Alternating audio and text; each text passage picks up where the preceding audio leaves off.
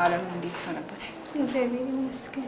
እንዴት ነው ከባለፈው? እንዴት በጣም ነው የደነገጥኩት። ለምን ማላስበውና ማልጠብቀው እና እንደውም መጀመሪያ የተመረመርኩበት ምርመራ ላይ በቃ ዶክተሬን ራሱ በጥፊ መትቼው ነበር።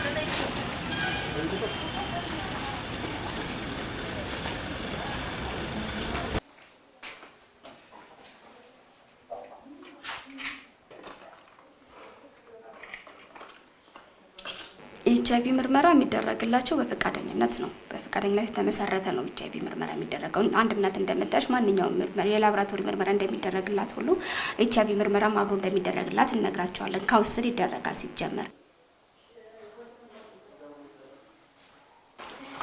አልማዝ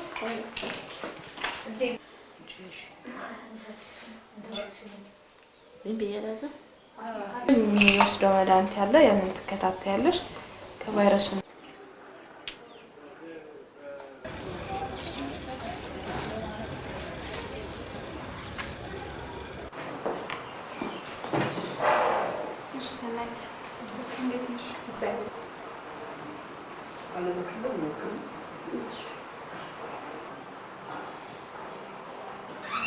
በጣም ፈራ ነበረ። ግን አልፈራም። ኮንፊደንስ አለኝ። መኖር እችላለሁ። ሰርቼ መኖር እንደምችል አምኛለሁ።